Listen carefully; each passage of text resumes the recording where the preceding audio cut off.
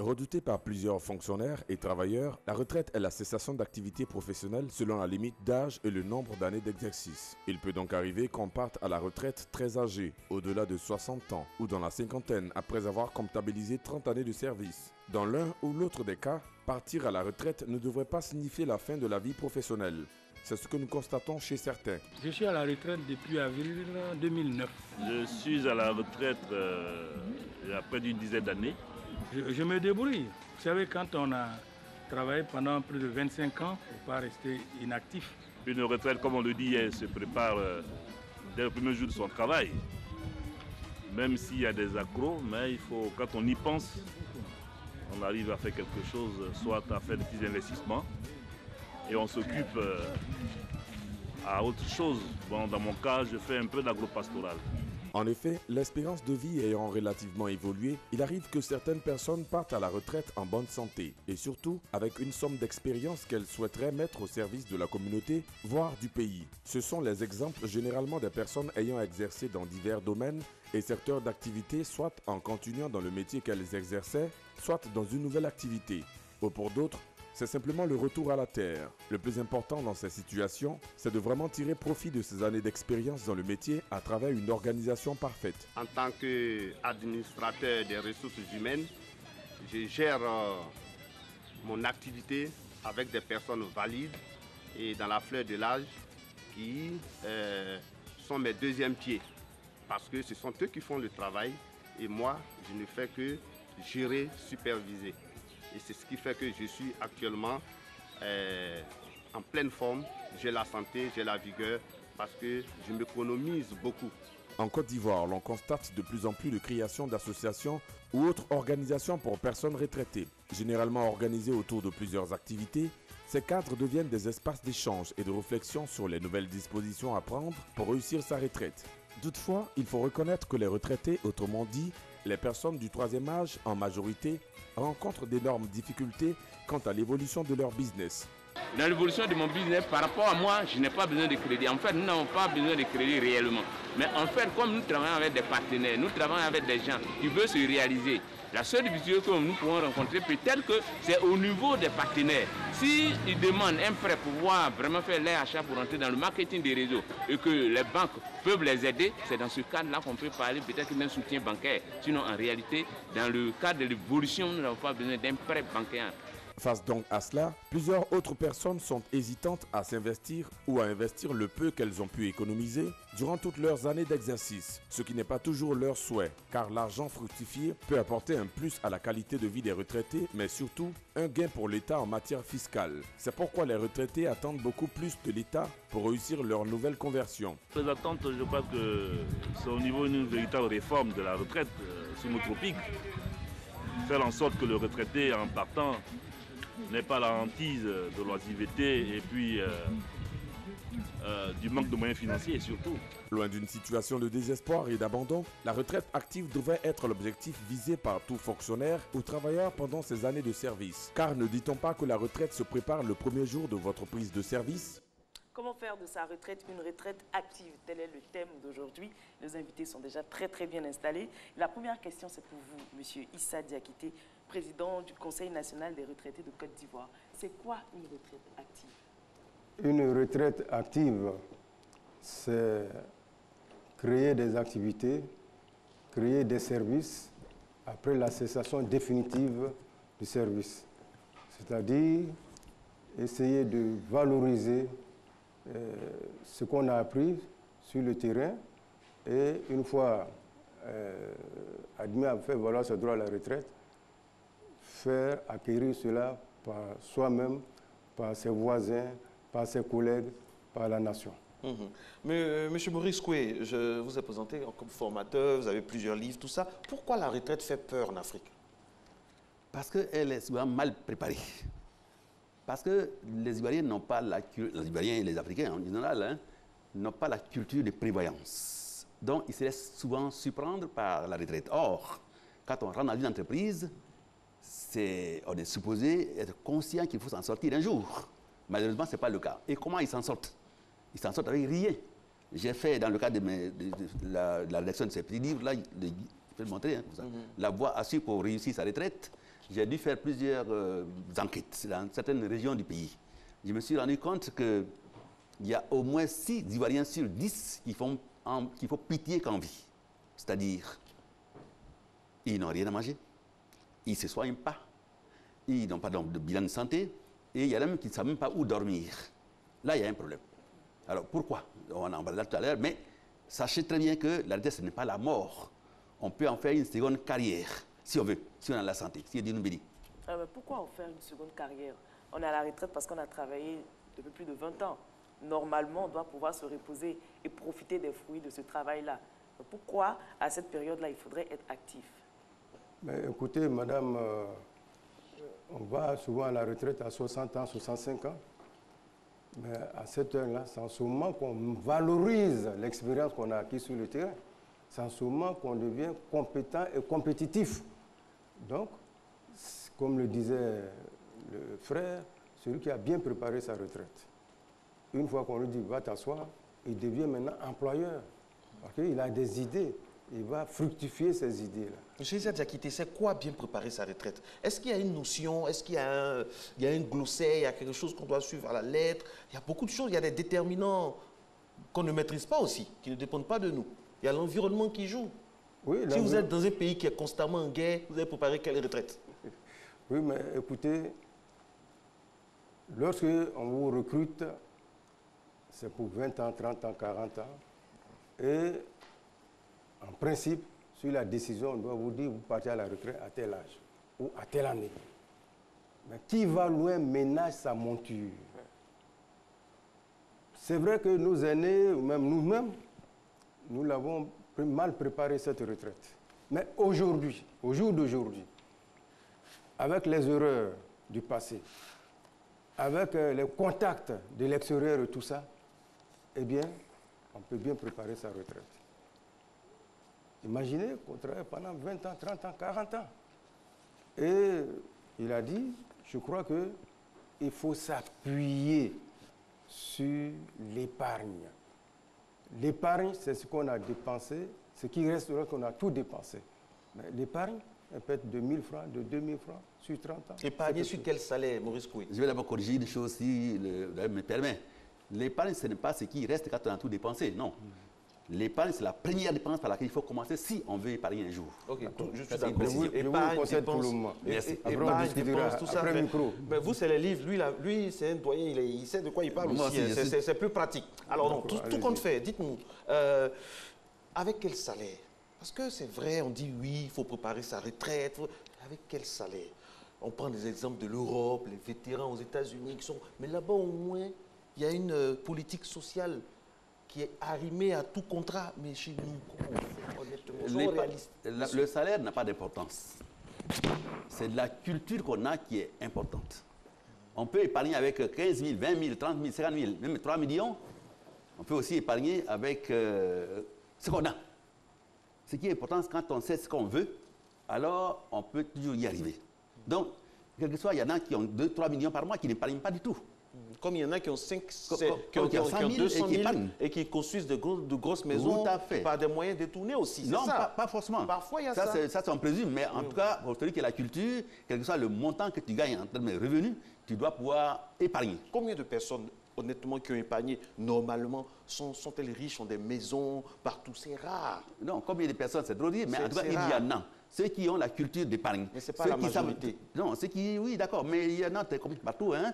Ceux qui connaissent très bien les objectifs à atteindre, ceux qui essaient de mettre de l'ordre et de la discipline dans leur vie, ils épargnent toujours. Vous pouvez mettre de l'ordre et de la discipline dans tout ce que vous faites, mais il y a un environnement qui va agir sur vous. Je ne veux pas dire, par exemple, je ne veux pas me faire le chantre des gens qui ne travaillent pas ou bien des gens qui sont indolents. Non, mais quelles que soient toutes les précautions que vous prenez, il y a des choses qui vous échappent. Il y a de l'environnement, on sait de quoi on parle, n'est-ce pas, M. Issa Diakité? Vous qui avez travaillé longtemps de l'administration. Oui, c'est vrai, il y a l'environnement, vous l'avez dit, il y a le contexte socio-économique, familial même, voilà. Parce que quelquefois, lorsque vous travaillez, eh bien, vous représentez un tout pour toute la famille. Voilà. Vous ne donnez pas, on vous taxe de méchants, vous ne pouvez pas expliquer à tout le monde que vous êtes en train d'épargner pour votre retraite. C'est ça aussi la difficulté. Oui, mais je crois que ça ne doit pas exclure le fait qu'on ne puisse pas épargner et puis réaliser quelque chose. Et vous, votre expérience personnelle, qu'est-ce que vous avez fait pour préparer votre retraite? Eh bien, merci madame. Moi, lorsque je me suis marié très tôt. À quel âge? Je me suis marié à 26 ans. Et aujourd'hui, j'ai 72 ans. Donc, lorsque je me suis marié, j'ai dit à mon épouse, voici l'objectif que nous devons atteindre. Vous avez fixé le cap. Fixer le cap. Par mois, j'économise ça, on fait un compte bloqué dans une banque que je ne vais pas citer ici. Et après 10 ans, la banque nous a fait un prêt. Nous avons acheté 2 ou 3 maisons. Et nous avons scolarisé les enfants. Parce qu'il y a quelque chose, il ne faut pas vivre au-dessus de ses moyens. Merci beaucoup. Il y a certains qui vivent au-dessus de leurs moyens. Mais aujourd'hui, je suis administrateur civil à la retraite. Je suis préfet à la retraite. Je suis enseignant vacataire à l'École nationale d'administration. Ça fait 10 ans. Et je suis membre du conseil d'administration de la MIGEPSI. Et je suis en train de créer un cabinet de formation. Donc, c'est vous dire que... Vous êtes très actif. C'est le mental. Est-ce que vous êtes considéré, est-ce que vous êtes pris au sérieux? Est-ce que dans votre retraite, là, on fait appel à vous, comme dans d'autres pays, par exemple, qu'on a besoin des experts en administration? Nous recevons M. Issa Diakité, expert. Est-ce qu'on vous considère? Mais je vous dis que j'enseigne à l'ENA, ça fait 10 ans. Deuxième cas, dans quelques jours, je crois le 11 juin, je serai amené à aller en France avec un certain nombre de retraités. Donc quand je dis vous, ce n'est pas forcément vous, votre association, la CONARICI. Voilà, justement, pour aller en France, monnayer notre expérience. Mais tout ça, il faut un capital. Le capital, c'est quoi? C'est le capital humain, le facteur humain. Il faut qu'on soit ensemble, dans un même moule, qu'on voit, qu'on regarde dans la même vision. Si on regarde dans la même vision les choses, eh bien, aujourd'hui, il y a 200 000 retraités, 120 000 à la CNPS, 80 000 à la CGRAE. Et il y a les personnes âgées qui peuvent atteindre 500 000 ou bien. Mais si, parmi, nous prenons le chiffre de 500 000, et que 10 000 retraités ou 10 000 personnes âgées se disent, nous faisons quelque chose, ayons-nous de l'oisiveté, de la mendicité, relevons notre dignité, économisons 5 000 francs par mois sur 5 ans. C'est devenir des capitalistes, des employeurs. Voilà. Il faut dire aussi que tout le monde n'est pas préparé psychologiquement. Mais nous allons faire des colloques, des séminaires, des tournées de sensibilisation un peu partout pour préparer déjà. Nous, on a fait des erreurs. Moi, j'ai fait. Mais ceux à qui il reste 10 ans, 15 ans, 6 ans, il faut les préparer déjà. L'une des plus grandes préparations, elle n'est-elle pas plus psychologique que financière? Les deux. Les deux. Les deux. Je voulais d'abord appuyer ce que le doyen dit, c'est que les Ivoiriens vivent au-dessus de leurs moyens. Voilà. Ça, si tu fais ça, tu es foutu. Vous appuyez ça sur totalement. Quoi? Vous avez un sondage, vous avez fait une enquête? Non, je sais, je travaille là-dedans continuellement. Mais en grande majorité, les Ivoiriens ont eu avec la philosophie sociale, sans mesure, sans discernement. Et là, il y a problème. Évidemment, on a toute la parentèle là, qui est là, hein, et on a toujours des gens qui viennent nous solliciter, d'une façon ou d'une autre. Cas concret, mais face à ça, qu'est-ce qu'on fait? Je viens de travailler dans la famille, je suis le seul qui travaille. Et tout le monde, vous savez, en Afrique, quand vous travaillez, on vous voit en roi. Même si vous êtes le plus petit, c'est votre voix qui compte pendant le conseil de famille. Qu'est-ce que vous faites là concrètement? Vous allez dire non, je veux économiser, vous faites comment? Non, le problème c'est qu'il y a des... Attends, il faut apprendre à faire un budget familial. Hein. C'est-à-dire qu'on ne doit pas aller au hasard. Quand tu as 100 000, tu ne peux pas faire comme si tu dépensais, tu avais 200 000. Donc il faut d'abord te contenter de ce que tu as. Et c'est en fonction de ce que tu gagnes que tu dois pouvoir répondre aux besoins de tes parents ou bien de tes amis qui te sollicitent. Ça, il n'y a rien à faire. Sinon, tu vis au-dessus des moyens. Et on sait où ça conduit. Et le problème, c'est que la plupart de nos aînés qui sont partis à la retraite, encore une fois, ils font plus pitié qu'envie. Et il y a problème. Pourquoi sont-ils arrivés là? C'est parce qu'ils n'ont pas d'objectif précis, ils n'ont pas de discipline précise quant à la façon de dépenser le peu qu'ils gagnent. Il y en a qui se sont retrouvés sans manger, sans dormir, sans toit. Et là, il y a un sérieux problème. Il faut qu'on s'en sorte. Donc, ça prend de la discipline, ça prend une certaine rigueur budgétaire qu'on doit suivre régulièrement. Et ça, c'est important. Et je voulais juste dire un dernier mot pour dire que ce que le doyen a dit, c'est important. À 72 ans, il est encore en activité. Ça fait plaisir d'entendre. Mais il y a beaucoup de gens, et j'ai fait des enquêtes, il y a 80% des retraités qui ont fait 30 ans et qui se retrouvent avec tous les jours, autant de PMU, de dames, de ludo, mais que de gâchis. Que de gâchis. Moi, je suis en train de monter une PMU, plateforme. ils peuvent se distraire parce aussi que dans je le droit. reçois dans mon bureau d'études des Canadiens, des Français qui viennent me solliciter ou bien qui viennent me voir pour qu'ils puissent avoir de l'emploi. Or, qui mérite mieux l'environnement ivoirien que nos aînés qui ont fait 30 ans de carrière? Il faut absolument qu'on change. Moi, je suis en train de... On peut travailler ensemble, mais en tout cas, je suis en train de monter un genre de plateforme qui est un peu ce que j'appelle, moi, un marché gourou, où les demandeurs, c'est-à-dire vous, qui voulez faire une deuxième retraite, une deuxième carrière, et les donneurs d'ordre qui ont besoin des compétences. Parce que le blanc qui arrive, il n'a pas forcément la sensibilité environnementale qui lui permet d'être efficace. Or, un expert, c'est une somme d'expérience qui a des relations, qui a le savoir-faire. Nos parents sont là, ils savent beaucoup de choses et on ne les sollicite pas. Il faut absolument qu'on change les choses. Je suis d'autant plus d'accord avec ce que vous dites que j'aime bien cette initiative de Madame le ministre de la Santé, Madame Raymond Kofi-Goudou, qui a fait appel, par exemple, aux sages-femmes. Ça, c'est concret. Moi, j'aime bien. Par rapport au tutorat des sages-femmes pour coacher un peu les sages-femmes actuelles, ça, c'est très, très important. Et je souhaite du fond du cœur que d'autres ministères lui emboîtent le pas. Ça vous tient, ce genre d'initiative? Justement, ce que vient de dire... J'ai failli dire mon collègue, mon confrère ou mon frère. Eh bien, c'est dans cette logique-là que se forge le CONARECI. C'est-à-dire faire un recensement exhaustif de tous nos braves valets, de tous nos retraités, par corps de métier. Ingénieur agronome, médecin, ingénieur des travaux publics. Donc, toutes les compétences, les recenser. Ensuite aussi, faire une fiche. Après, eh bien, créer une plateforme. Essayer nous-mêmes de créer nos sociétés. Moi, j'ai horreur d'aller tendre la main. Moi, j'ai horreur de ça. Et je sais que si nous nous y engageons tous, mais écoutez, dans 5 ans, dans 10 ans, il y aura des milliardaires. Je suis content d'entendre monsieur sur ce plateau qui a 72 ans, qui fait des projets, alors qu'il y a des jeunes de 25 ans qui n'ont aucun. Ça, vraiment, ça me fait plaisir ce matin. Et en même temps, est-ce que vous êtes sollicité? Est-ce que les plus jeunes vous approchent pour avoir beaucoup plus d'expérience? Beaucoup de jeunes nous sollicitent. Beaucoup. Pourquoi? Parce qu'ils ont l'ambition de réussir. C'est quand toi, tu as bien réussi que tu sers d'exemple. Il faudrait que nous servions d'exemple. Monsieur Diakité, on dit que tout se déroule dans la famille, que c'est de la famille que part la bonne retraite. Un homme bien à ses côtés, une femme bien à ses côtés, vous conduisent plus facilement à la retraite, c'est vrai? Oui, c'est vrai. Ah bon? C'est vrai. Comment ça expliquer? Mais écoutez, quand le couple s'entend bien, quand tout se passe bien, que vous asseyez, vous débattez de tout ce qui va, il n'y a aucun problème. Quand c'est comme ça, qu'est-ce qu'on fait? On fuit la famille pour ne pas avoir plus de sollicitations? Qu'est-ce qu'on fait? On jongle? Le nécessaire avant l'agréable. Vous avez 100 000 francs. Comme l'a dit monsieur, vous devez d'abord épargner peut-être 10 000 francs, bien 20 000 francs, bien 5 000 francs. Le reste viendra. Moi, il y a beaucoup de privations. Le nécessaire avant l'agréable. Le nécessaire avant l'agréable. Mais si vous avez compris. Moi, j'ajoute aussi le prioritaire avant le nécessaire. Le prioritaire. Ah oui, tout à fait. Il y a une nuance.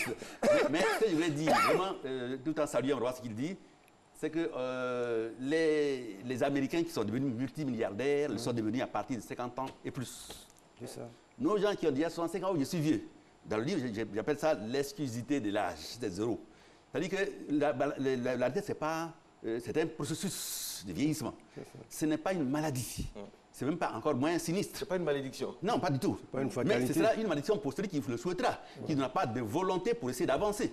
Si les Américains sont devenus multimilliardaires à partir de 60 ans, pourquoi pas nous? Mais pourquoi ils sont-ils devenus à partir de 60 ans? Parce qu'ils ont un paquet de relations un paquet d'expérience et d'expertise, ils ont même un peu d'épargne, ils ont une certaine culture, ils ont beaucoup d'expérience qui leur permet vraiment d'éviter ce qu'ils avaient déjà commis comme erreur.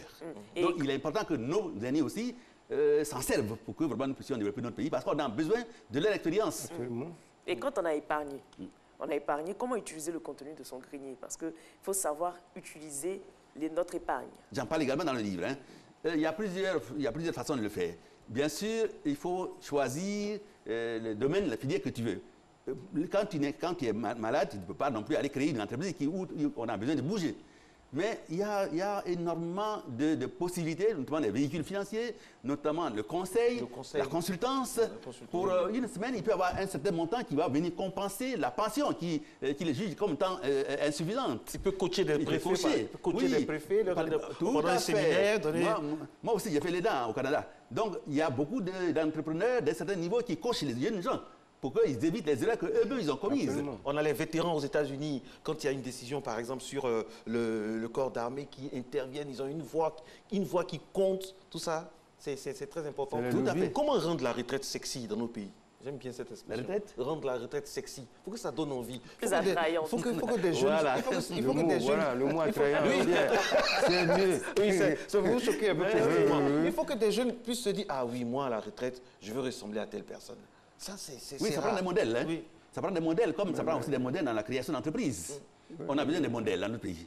Donc, il faut éviter que les gens soient pitoyables dans leur retraite. C'est ça. Voilà, franchement. Parce que si ils sont pitoyables, ils vont avoir peur d'aller à la retraite. Or, c'est pour ça que beaucoup de gens demandent toujours une rallonge d'1 an, de 2 ans. Mais qu'est-ce que tu peux faire en 2 ans? C'est une grâce. Voilà. Monsieur Issa Diakité, le dernier mot vous revient en tant que président de la CONARECI. En tout cas, félicitations d'avance pour la mise sur pied de cette association-là. Qu'est-ce que vous comptez Nous avons dit pour terminer que aide-toi, le ciel t'aidera.